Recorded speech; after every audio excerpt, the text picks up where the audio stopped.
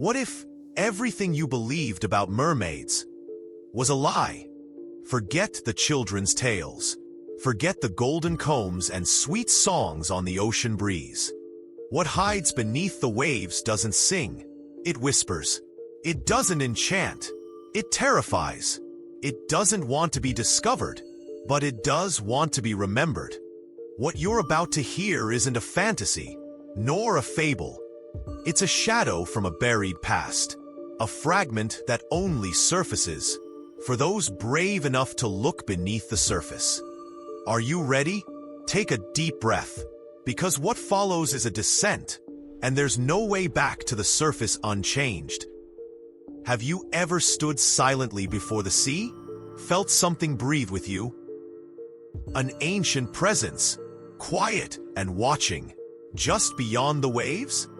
That's not your imagination. It's a trace, a mark humanity tried to erase, replacing it with sweet stories and happy endings. But some truths don't die. They only change faces. One of the oldest and most enigmatic spiritual texts, the Book of Enoch, holds a disturbing revelation: the hidden origin of mermaids. No, they didn't come from fantasy. They came from the fall. According to Enoch, mermaids are not charming sea maidens. They are the living echoes of a curse, the result of a forbidden union between fallen angels and mortal women. The Watchers, celestial beings tasked with observing Earth, broke divine law. They descended, not on a holy mission, but out of desire.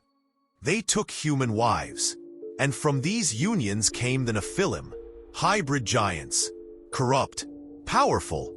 The earth began to suffer, and the heavens could no longer remain silent. But few know of a parallel punishment. The women involved were also marked, transformed, their bodies altered, their voices no longer human.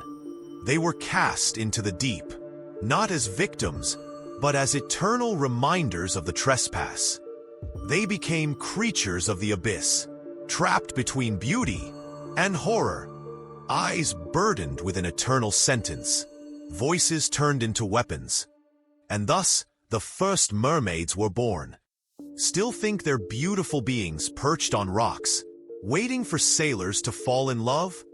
That image is a mask, a modern reinvention. The real mermaids are cursed sentinels. They don't swim with grace. They glide like shadows. They don't sing to seduce. They whisper to condemn. Their scales don't shine. They cut. Their teeth are sharp, and their voices don't need sound. They project into your mind. Hypnosis, mental domination, psychic manipulation.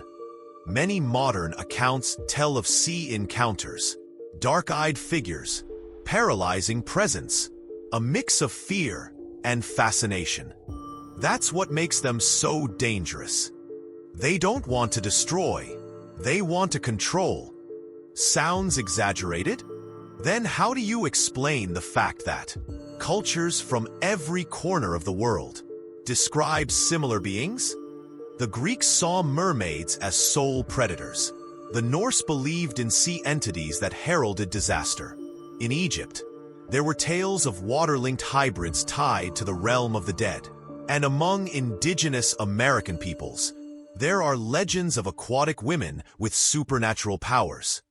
These civilizations never met, never shared myths, yet they all described the same thing. Coincidence? Or fragments of a buried truth? There's a mysterious line in Revelation 21 verse 1, "And the sea was no more." Many see it as symbolic, but if we connect it with Enoch's revelations, the sea is not just a place. It's a seal, a container for what is impure, what has no place in a restored creation.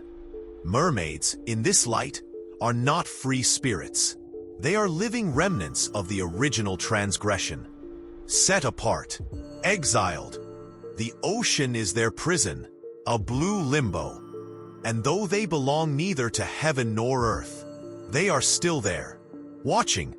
Perhaps every unexplained shipwreck, every mysterious disappearance in deep waters, is an echo of their presence. This is not about monsters hunting for sport. It's about cursed souls, guardians of a hidden threshold between worlds. Because if the Watchers were punished, and the Nephilim destroyed, what became of the women? They never returned to what they were. They were never forgiven. They were trapped between memory and oblivion.